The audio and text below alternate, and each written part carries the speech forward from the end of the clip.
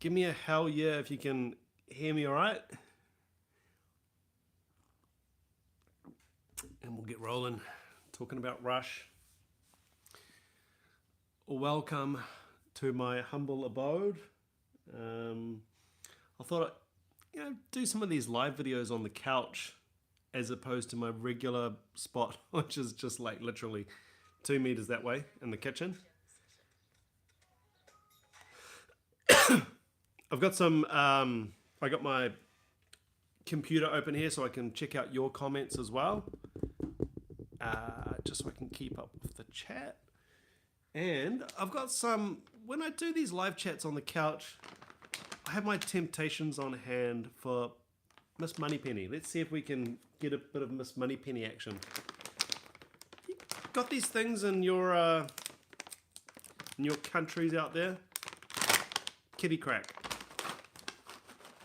Come on. Come on, Moneypenny. You know you want some. Look. There we go. Lovely. Anyway, welcome to this Rush 2.0. Call it a debrief. I haven't been keeping up with the live videos as much as I wanted to. Just been a bit under the weather. Been a bit sick. And we've had a really rough run of it in our house. So I was I didn't want to do live videos and it's still lingering. So yeah, apologies in advance if I do cough. I do have the chat set to subscriber only. So if you're frustrated and why can't I comment?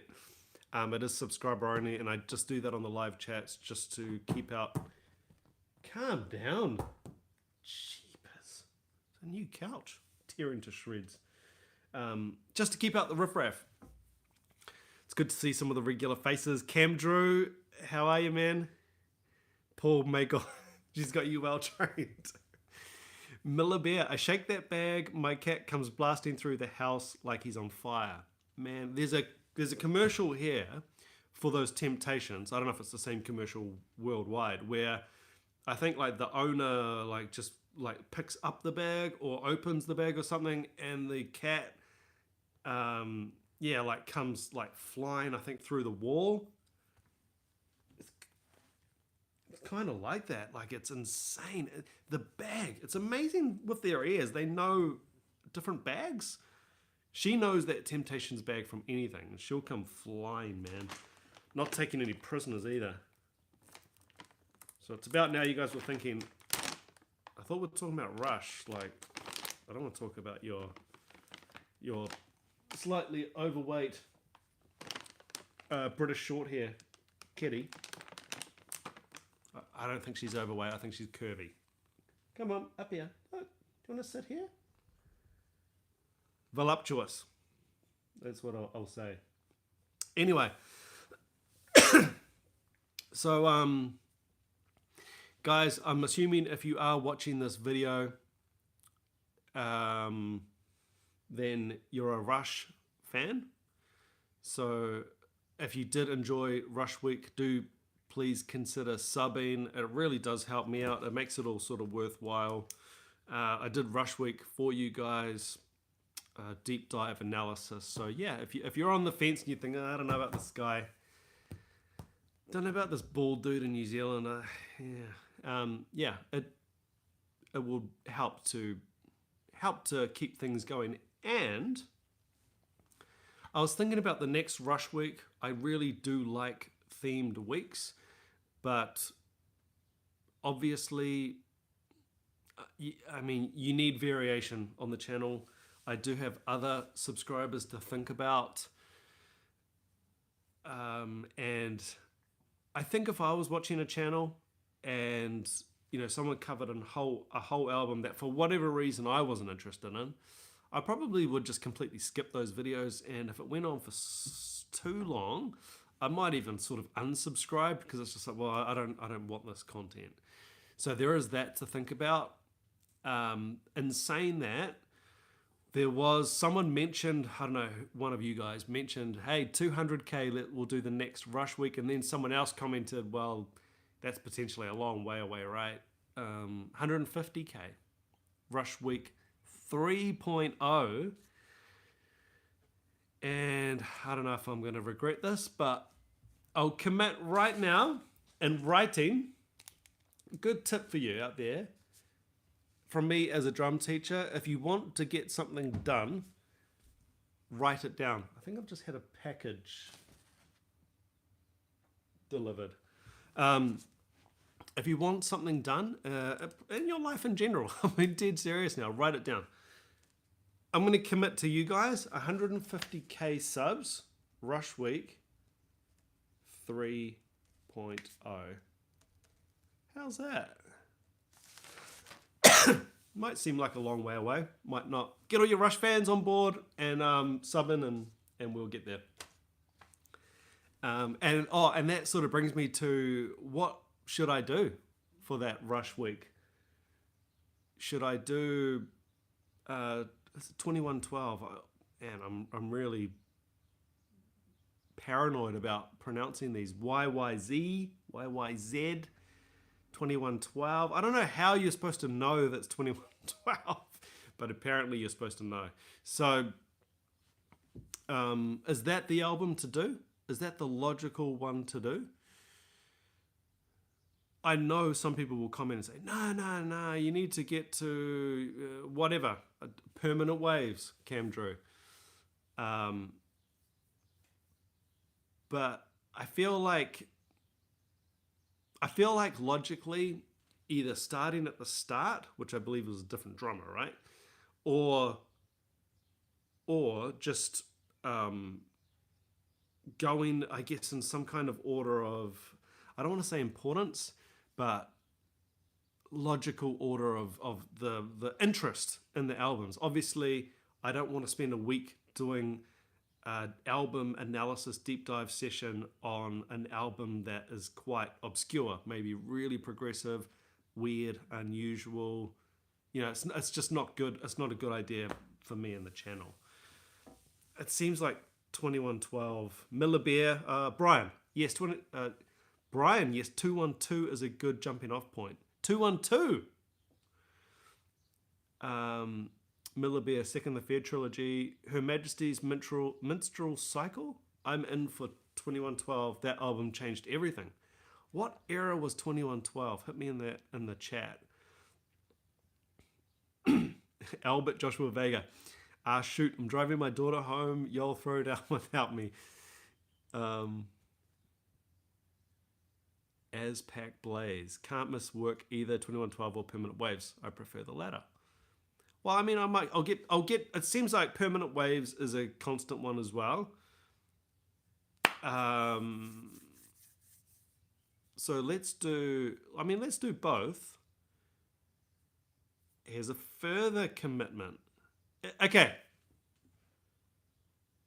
Is Permanent Waves, if there was going to be 2 more album deep dives, would it be Permanent Waves and 2112?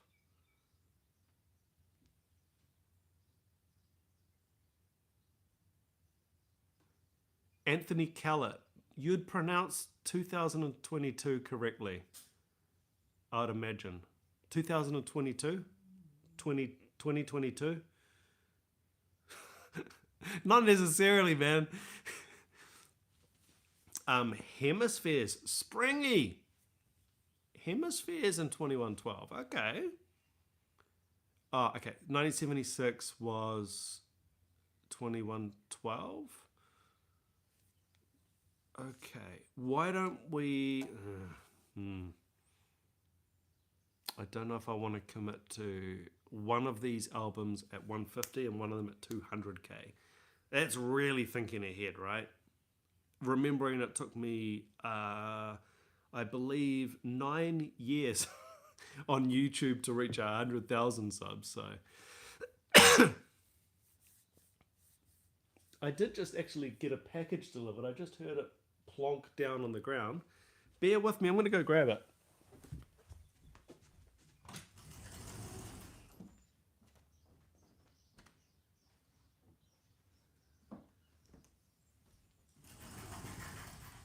Oh, this is exciting. I know what this is. And it's hopefully going to enhance my audio on the videos. Ah, they put lollies in the package. Taking a leaf out of the Sweetwater book, I think. It's just those little things, eh? It's just those little things that make you remember them. So this is what I got. Cloud lifter. This is hopefully going to elevate my voice audio. Been meaning to get one of those for a little while. Well, actually, since I got my new mic. But anyway, back on track. You know what? Closer to the time, closer to 150k subs, we'll do a bit of a poll on the community page on my channel. And we'll get that sorted. We'll get a new rush week going. But we do need a little bit of space, as I say, just to let all of the subscribers, enjoy the channel, have something for everybody. It's not a rush channel, although it was for last week. So yeah, we'll just space it out a little bit. One other thing I wanted to bring up was the insights and the appreciation I got from doing a Rush cover. So hopefully you guys caught my Rush cover. I did Limelight, attempted Limelight. For me, it's a bit like a movie. You know, there's that saying that, you know, you never finish a movie, you just abandon a movie. And I'm like that with learning a song. You know, I could do so much, but in the end, you kind of just abandon it. So my covers, they're just obviously a one take, a live recorded cover with all original sounds, and you just kind of get whatever you get with my covers.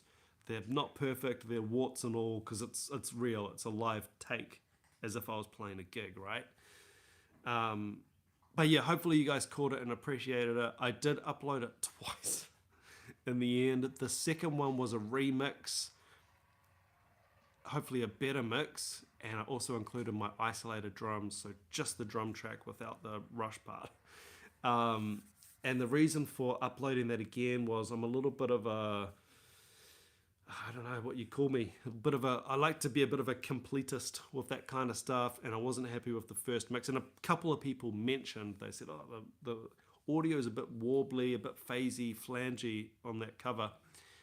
Reason for that was I used the Moises app to remove the original drum part. So there's this amazing app called Moises. I'm not affiliated with them in any way. Up to you if you want to check out Moises. It's really cool. What you can do is you can just upload your audio into the Moises app or the Moises software online. It's all free.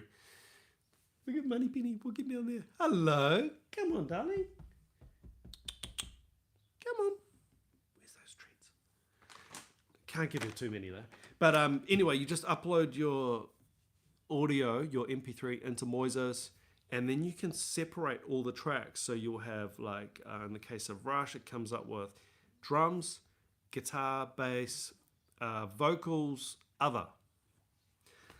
Might be like a synth or a key sound or horn sounds or whatever.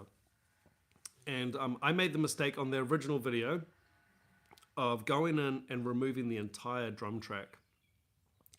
Now, excuse me, now that's not a good idea because the AI is not perfect.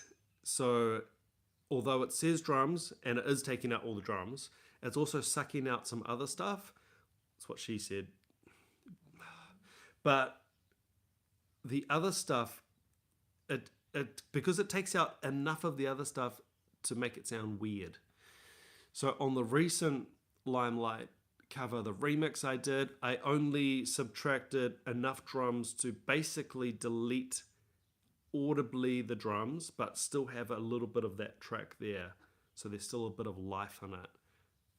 Hopefully I'm explaining this right. I don't even know if this is interesting to you guys, but just to try and explain why I uploaded it twice. Yeah. What else we got here? I feel like as Pac Blaze, I feel like if you want to hear how Neil's drumming changed, evolved over the years, Permanent Waves and Clockwork Angels. I was going to say Clockwork Oranges then. John Picton, The Philosopher's Rant, good call. Michael Zach, hi Andrew. Hi Michael Zach, how are you? Paul Magor, no art is ever finished, just abandoned. Oh, I think you're correcting my my quote. I might have done a misquote there. Cristobal, hola. ¿Cómo estás? Gracias por tu donación. Muy amable. ¿Cómo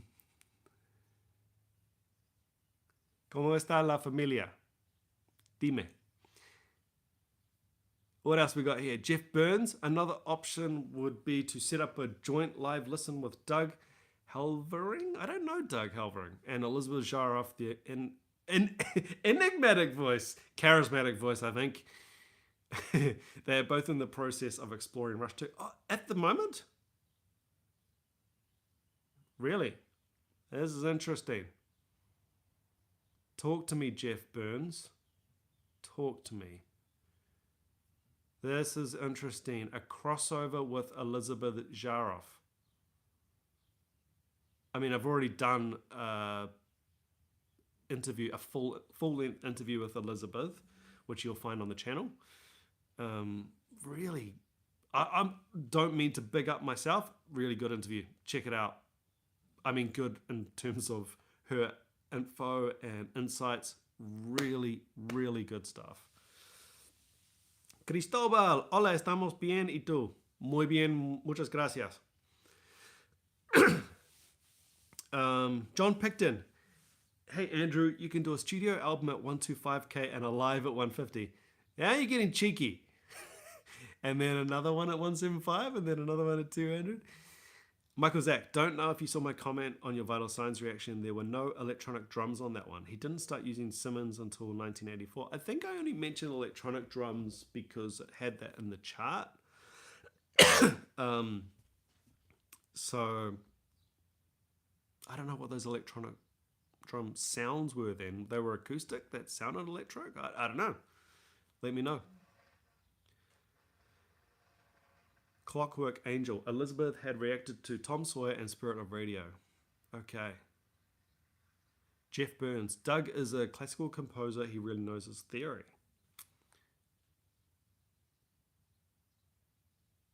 Yeah, okay. I'm loving these chat comments coming in, guys. So, yeah, it's a whole different thing. And you can hit me in this chat again with what Rush song should I attempt next. I don't want to say which Rush song I'll do next. I'll call it an attempt. I'm not Neil. I play a 4-piece drum kit. I don't even own a double kick pedal. And I'm not Neil Beard. But hit me in the comments in the chat with a good song to have a look at next to cover. Doing the cover was a bit of a game changer for me in terms of understanding Neil from a compositional perspective, from an orchestration perspective. Actually, not just Neil, the whole band. You know, when you learn a cover, there's a couple of things that happen. You obviously have to listen to the song quite a few times. You have to listen to the song quite a few times, don't you? You have to listen to the song a lot. I spent a whole week on it, played it at least, I think, twice every day for the week. My reading's pretty good. That's always something that my whole career I got hired a lot for reading. So my reading it was not a problem. Reading it wasn't a problem. playing it and trying to get it to sit right tempo, that's sort of where it can get tricky. But looking at it, chart it out, so you can actually understand what's going on and the time signature changes and, you know, verse, chorus, pre-chorus, and the bridges, those nice 3-4 bridges. Yeah, that was really, really good and really insightful for me, really valuable for me to do it like that. Just such a game changer. So I do want to do more Rush covers. Spoken many a time about how it's a band that just wasn't a band here. We all knew about Neil Peart. I used to teach right above a legendary drum retail shop where we had a drum school above it. Would get Modern Drummer magazines in and stuff, and you know, Neil Peart was a cover of Modern Drummer guy. So we were aware of Neil Peart. We just didn't really listen to Rush. It wasn't. They didn't tour. They weren't a popular band here at all. So yeah, it's good. It's really good going back, and it's one thing to appreciate it, listen to it, like a first time listen. A first time listen analysis for me is not really a thing. We're a bit skeptical if people are doing a first time listen and then at the same time deeply analyzing it. I'm not really sure about that. That is more an after the fact thing for me, of actually like looking at the song, learning it, playing it, and then you get that deeper understanding of what's going on, and you get like common characteristics. So with Neil, I mean, it's always that single stroke 4, the descending tom fills, you know, really high, those really high pitched mini toms, all the way around, often in 32nd notes, 16th note triplets. And then the sort of navigating the time signature changes. So I know a lot of people who watch my channel, you know, are not drummers. Some people who watch the channel aren't musicians, which is fine, you know, music fans, appreciators of music. So if you're not 100% sure or got your head around time signature changes, most music in the Western world is what we call 4/4. 1, 2, 3, 4, 1, 2, 3, 4. Gospel, church, clap on 2 and 4. 1, 2, 3, 4. If you put on basically, you know, like FM radio or a modern pop playlist on Spotify, 100% of the songs are going boom, ta, or a variation of it. Boom, ta, boom, ta, boom, ta, boom, ta. Some kind of variation of that. 4/4. 1, 2, 3, 4. So the interesting thing with proggy, progressive bands like Rush, Porcupine Tree, whoever, Steve Hackett, you know, whoever it is, they'll change time signatures. Tool, an obvious one. I don't know if Tool even have a lot in 4/4 at all. So, you know, 5, for example, instead of 1, 2, 3, 4, 1, 2, 3, 4, 5, 1, 2, 3, 4. And all of this has this effect of putting you off tilt and like a change. And what's often impressive to musicians, drummers, teachers, or just listeners, is the ability to do that deceptively, sometimes without making it sound like you've changed the time signature, because it's just so musical and it just fits. And it might just be the way you listen to that song and absorb it. It might just be so smooth and makes so much logical sense. You didn't even notice the time signature change. That's the kind of change I like. And that's what you sort of got. And Limelight, for example, coming back to the cover I did. It's just really nicely done, really nicely composed. I'm just going to refresh my chat here. But yeah, I mean, there's too many things to even unpack here in terms of insights and what I learnt from the song. And don't get me wrong, this is just one song. I'm not stupid enough to think that Neil put every trick in his trick bag into one song. Of course not. He was just playing what was appropriate and right for that song. Simple as that. So it will be interesting and good for me to keep going, keep learning Rush songs as I go. Same with the Rush weeks. I mean, I will space them out. I don't want my next 10 drum covers on my channel to be Rush covers. I've already got probably the next 5 or 6 planned out that I wanted to record. So it might be a little bit somewhere around there.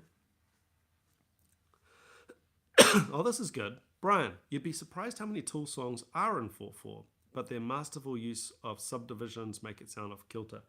Yeah, Danny is kind of the master of the polyrhythm and the modulation. So you're absolutely right. He can play a 4/4 song and you will be struggling to count 4 through it because he can put the accents in poly places where it creates a totally different time feel. Genius. He is a genius.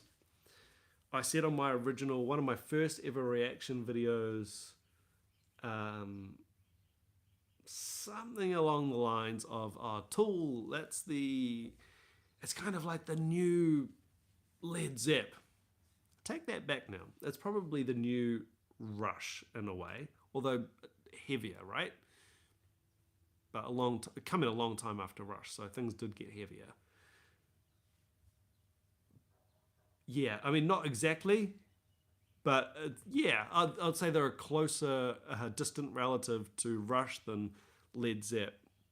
Led Zepp is a bit more jammy, improv in the moment, whereas Rush is pre-planned. Let's face it is pre-planned. It's more or less the same every night, it seems to be, with a little bit of flair in the live shows as well.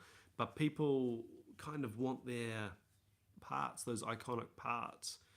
It's like Sweet Child of Mine, I gigged for however many decades. And Sweet Child, for example, is one of those songs where you need to play the guitar solo right. People know that guitar solo, and I feel like at a Rush concert, the crowd know the solos, the crowd know the fills. Imagine some of you guys out there ear drumming the fills at the concerts. And just changing them is actually going to change not only the fill, it's actually going to change the composition and the feel of the song. So, yeah, that's just the way they roll. Cheers.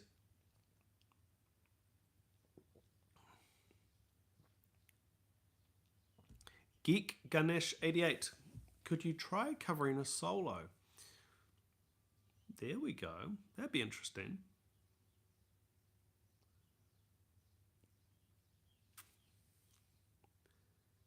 Clockwork Angel. We don't want to break Andrew with a solo.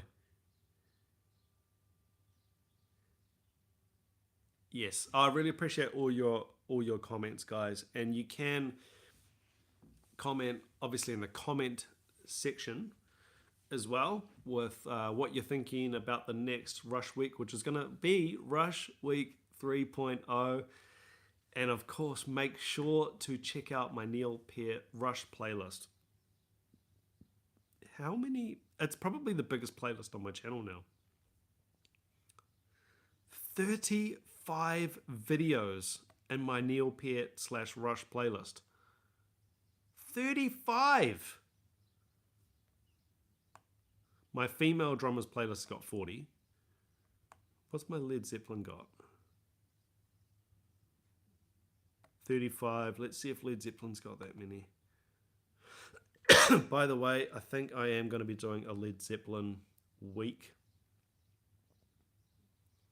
Oh, yeah. The John Bonham Led Zeppelin playlist now has 31. So Rush has overtaken it. So you cannot complain about lack of Rush content on this channel. And of course you can go back. It might be nice to go back and watch my... What was my first Rush reaction? What was it? I don't know. I've got no idea. It'd be quite interesting to go back and see my reaction to it. Remembering in all of this, it is very, very different listening, watching someone from a relatively long time ago that you missed. Think about watching an old movie now. So I've used this analogy before. I love 80s movies. But of course, like everyone, there's a couple of 80s movies I missed. Just like there's a couple of 80s movies you missed that I love, right? Such a different experience. Me rewatching an 80s movie I love with all that nostalgia and all that innocence of when I first watch it and all the acceptance of the early CGI limitations, Ghostbusters, for example. Huge difference watching that now, rewatching it, compared to someone my age watching Ghostbusters for the first time today, now. They might sort of just watch it and go, oh my God. Oh, this is so slow. Oh, look at the effects. But with nostalgia, you don't see or hear any of that. You totally miss it. It's hard to get your head around and understand, but hopefully you know what I'm talking about. So, yeah, no matter how much I can appreciate, analyze, and enjoy Rush now, I still will never have that nostalgia part, which I'm jealous of you guys, right? You guys have got that thing, and hopefully you're somewhat watching it again for the first time through my eyes. It's a bit creepy, eh? But you know what I mean. Guys, I am going to actually have to wrap up this video. It's a relatively short one. That's what she said. She always says that. But I do have things to do. I've got to get prepared for teaching today. I've got to edit tomorrow's video, which I'm not going to tell you what that is. It's a surprise. Oh, Brian, do a deep dive GNR week and introduce a whole new generation to a living legend. Did you catch my GNR? I did. I was going to do the entire album of Appetite for Destruction, but I ended up doing, I think I did the first 7 songs off the album. One of my top 5 albums, Appetite for Destruction. Steven Adler.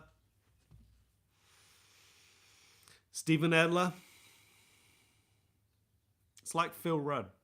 You either get it or you don't. If you don't get it, sorry, man. Never ever heard a better live, organic, analog recorded drum performance and sound than Steven Adler on Appetite for Destruction. That is how you play heavy rock drums, and that is how you tune your kit to make them sound like that. Man. Unbelievable. He can still do it too. Sean Murphy. Thank you. He can still do it too. I know Steven Adler had his challenges and had some unfortunate episodes. There's still moments of brilliance in there. I've talked about this before.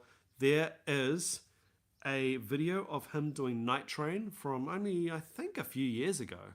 With he's got like some side project band act. And he's doing Night Train. He's a very inconsistent player these days, just being honest. This drum cam. I've watched a lot of drummers in my time. I've seen Neil. I've seen Gavin Harrison. I've seen Adler's Appetite, right? I've seen whoever, Larnell Lewis. Adler, post-stroke, playing Night Train. It's Steve Jordan level pocket. It's ridiculous. It's absolutely ridiculous. And I don't want to bag anyone here, but inexperienced players or people who are obsessed with complexity would watch that performance and just not get it. I can do that. No, you can't do that. Sean Murphy. Thank you so much. That is incredibly generous. Can you please react to more Carter Beauford? Great call. Great call. I do have a couple of PayPal requests this week that I need to do, but that is a very good call. I'm going to do it. What should I do though? And then you came in again with another contribution to the channel. Thank you so much, Sean Murphy. Thank you for your channel. Appreciate all the effort. Thank you. I don't know what to say. It's just incredibly generous. People like you make this all worthwhile. You know, put this into perspective. I spent, God knows, I would hate to think how many hours bringing you all Rush Week, which was a pleasure. You know, I don't get anything for that. It's all copyright stuff, which is fine. I'm not complaining. I'm just saying. What I'm saying here is people like Sean, thank you so much for contributing.